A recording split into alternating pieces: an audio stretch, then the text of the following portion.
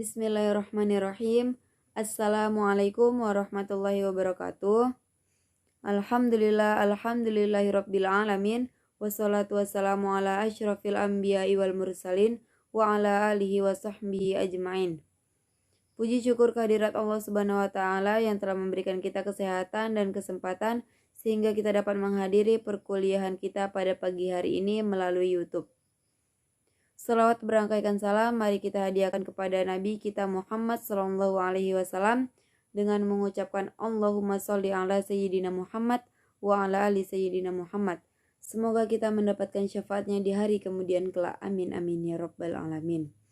Yang terhormat Bapak Ramadan Lubis MAG selaku dosen mata kuliah Ilmu Tauhid dan yang saya sayangi teman-teman sekalian.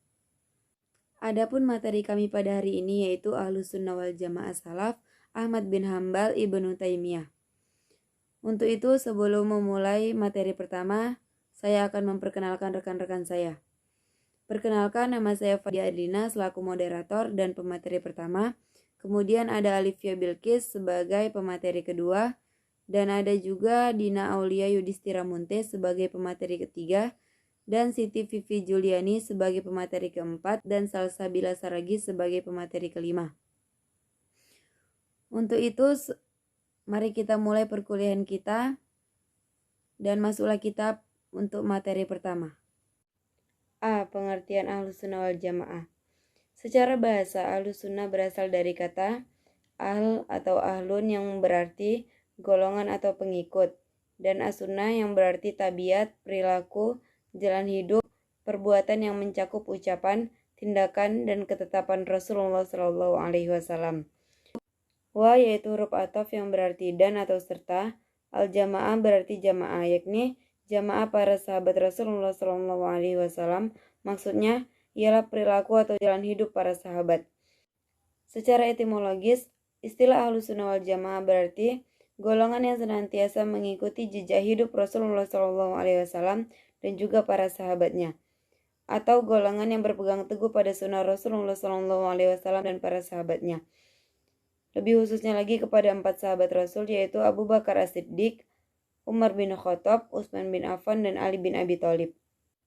Menurut Maulana Abu Sa'id Al-Kadimi, Ahlus Sunnah adalah orang-orang yang pengikut sunnah Rasulullah SAW, artinya berpegang teguh kepada sunnah Rasulullah SAW. Sedangkan yang dimaksud al-jamaah adalah jamaah Rasulullah SAW. Mereka adalah para sahabat dan tabi'in. Mereka itu adalah orang-orang yang dijamin selamat dari api neraka. Ahmad Al-Sinan Al-Fauzi di dalam kedua kitab mereka yaitu mengatakan bahwasannya Ahlus Sunnah wal Jamaah adalah istilah yang digunakan untuk menunjukkan atas orang yang berada di jalan para salafus al-salih yang senantiasa berpegang teguh kepada Al-Quran dan sunnah-sunnahnya dan asar-asar yang diriwayatkan dari Nabi SAW dan para sahabatnya yang membedakan dari mazhab bid'ah, mazhab pelaku bid'ah dan golongan pengikut hawa nafsu. Assalamualaikum warahmatullahi wabarakatuh. Saya Alifia Bilqis akan menyampaikan materi selanjutnya. B. Asal-usul penamaan Ahlus Sunnah wal Jamaah. Dahulu di zaman Rasulullah SAW, kaum muslimin dikenal bersatu. Tidak ada golongan ini dan tidak ada golongan itu. Tidak ada syiah ini dan tidak ada syiah itu.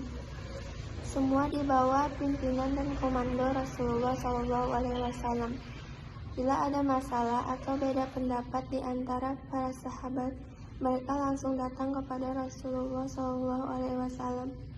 Itulah yang membuat para sahabat saat itu tidak sampai terpecah belah, baik dalam masalah akidah maupun dalam urusan duniawi.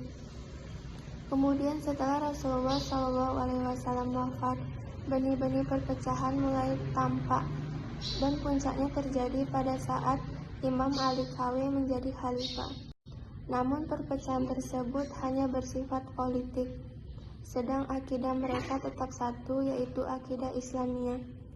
Meskipun saat itu benih-benih penyimpangan dalam akidah sudah mulai ditebarkan oleh Ibn Sabah, seorang yang dalam sejarah Islam dikenal sebagai pencetus paham Syiah atau Rawafid. Tapi setelah para sahabat wafat, benih-benih perpecahan dalam akidah tersebut mulai membesar, sehingga timbullah paham-paham yang bermacam-macam yang menyimpang dari ajaran agama Islam. Dengan demikian, akidah Ahlus Sunnah wal Jamaah adalah akidah Islamiyah yang dibawa oleh Rasulullah SAW. Dan golongan Ahlus Sunnah wal Jamaah adalah umat Islam. Sedangkan golongan ahli bid'ah seperti Mu'tazilah, Syiah atau Rawafid adalah golongan yang menyimpang dari ajaran Rasulullah SAW, yang berarti menyimpang dari ajaran agama Islam.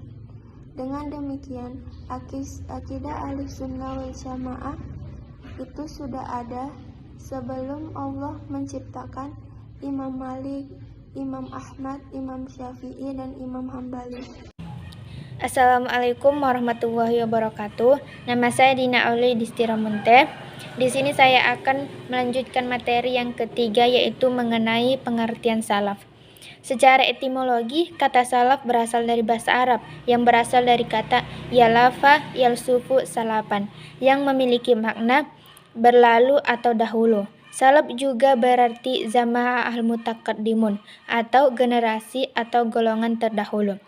Adapun secara terminologi, ada beragam definisi yang telah dikemukakan para pakar mengenai definisi salaf.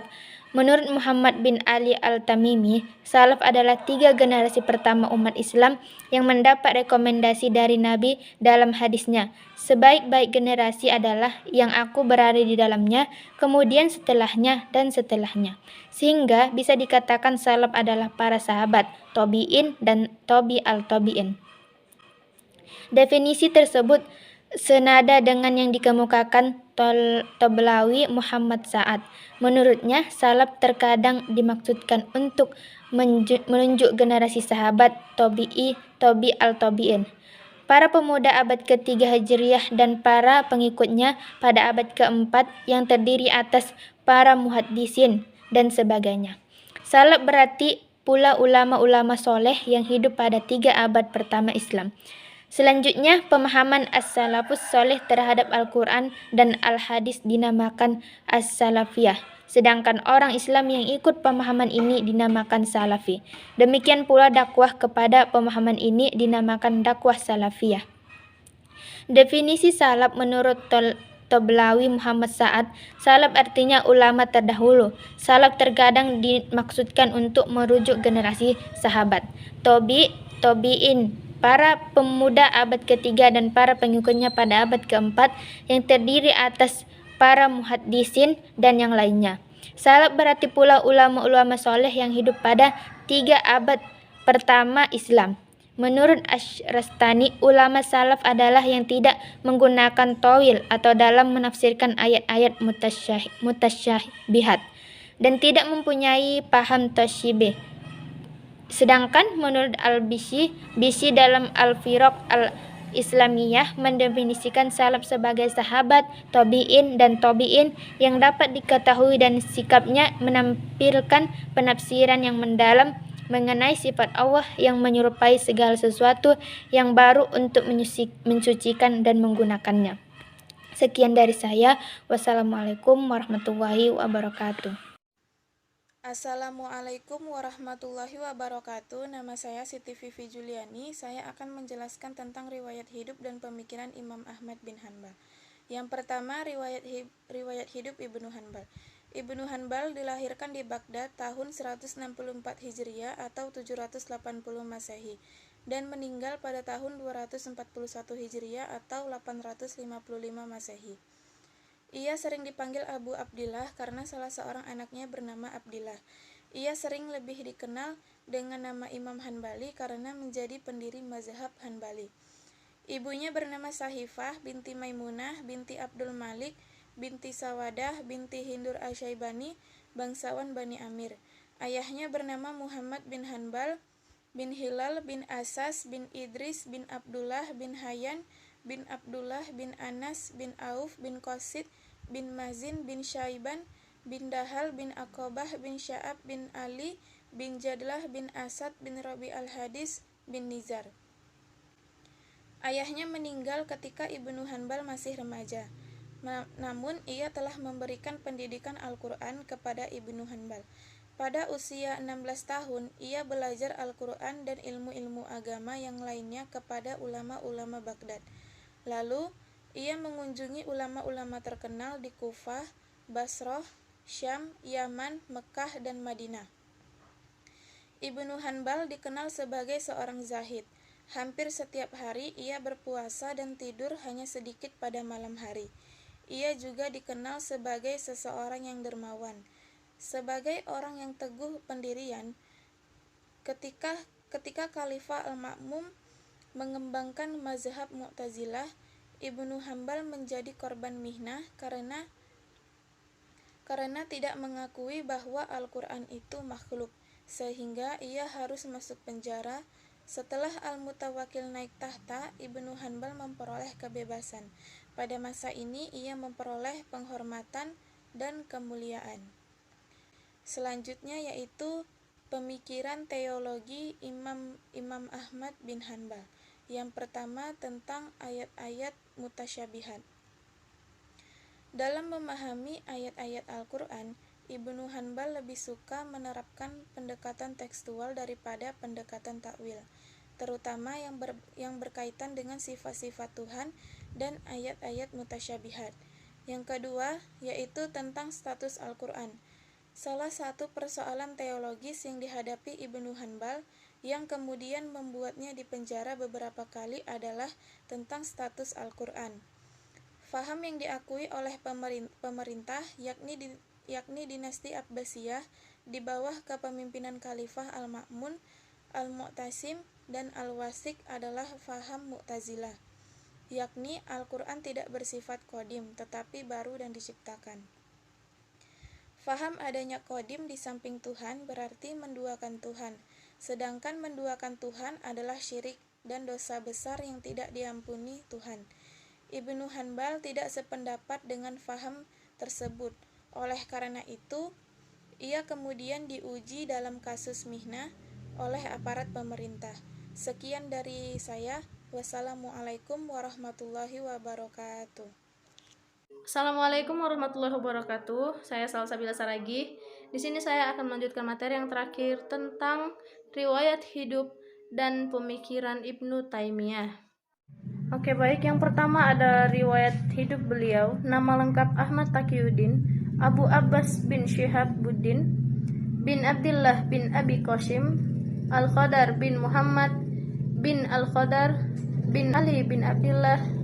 Nama Taimiyah dinisbatkan kepadanya karena moyangnya yang bernama Muhammad bin Al-Qadar melakukan perjalanan haji melalui jalan Taimah. Sekembalinya beliau dari haji, ia mendapati istrinya melahirkan seorang anak wanita yang kemudian diberi nama Taimah. Sejak saat itu, keturunannya dinamai Ibnu Taimiyah sebagai peringatan perjalanan haji nenek moyangnya. Ibnu Taimiyah dilahirkan di Haran pada hari Senin tanggal 10 Rabiul Awal tahun 661 Hijriah dan meninggal di penjara pada malam Senin tanggal 20 Zulqa'dah tahun 729 Hijriah. Kewafatannya telah menggetarkan dada seluruh penduduk Damaskus, Syam, dan Mesir serta kaum muslimin pada umumnya. Ayahnya bernama Syihabuddin Abu Ahmad Abdul Halim bin Abu Salam Ibnu Abdullah bin Taimiyah, seorang syekh, khatib, dan hakim di kotanya. Selanjutnya yang kedua adalah pemikiran teologi Ibnu Taimiyah. Pemikiran Ibnu Taimiyah seperti dikatakan Ibrahim Mazkur adalah sebagai berikut. Yang pertama, sangat berpegang teguh pada nas atau Al-Quran dan hadis. Yang kedua, tidak memberikan ruang gerak kepada akal. Yang ketiga, berpendapat bahwa Al-Quran mengandung semua ilmu agama. Yang keempat, di dalam Islam yang diteladani hanya 3 generasi saja, sahabat, tabi'in, dan tabi'it tabi'in. Yang terakhir, Allah memiliki sifat yang tidak bertentangan dengan tauhid dan tetap mentanzihkannya. Dan materi yang terakhir adalah perkembangan salafiyah di Indonesia. Perkembangan Salafiyah di Indonesia diawali dengan gerakan-gerakan pemersatuan atau persatuan Islam yang disebut dengan Persis atau Muhammadiyah dan gerakan-gerakan lainnya. Pada dasarnya juga dianggap sebagai gerakan ulama salaf, tetapi teologinya sudah dipengaruhi oleh pemikiran yang dikenal dengan istilah logika. Sementara itu, para ulama yang menyatakan diri mereka sebagai ulama salaf mayoritasnya tidak menggunakan pemikiran dalam membicarakan masalah teologi dan ketuhanan. Kesimpulan yang dapat kita ambil yaitu bahwasannya Ahlussunnah adalah orang-orang pengikut sunnah Rasulullah SAW yang berpegang teguh kepada sunnah Rasulullah SAW. Dan yang dimaksud dengan al-jamaah adalah jamaah Rasulullah SAW. Dan mereka itu adalah para sahabat, tabi'in, dan tabi'in. Mereka itu adalah orang-orang yang dijamin selamat dari api neraka. Dan salaf artinya adalah ulama terdahulu. Salaf terkadang dimaksudkan untuk merujuk ke generasi sahabat, tabi'in, para pemuka abad ketiga dan para pengikutnya pada abad keempat Hijriah, yang terdiri atas para muhaddisain dan yang lainnya. Baiklah, hanya itu saja yang dapat kami sampaikan. Kurang lebihnya kami mohon maaf, dan kepada Allah kami mohon ampun. Kami tutup dengan wassalamualaikum warahmatullahi wabarakatuh.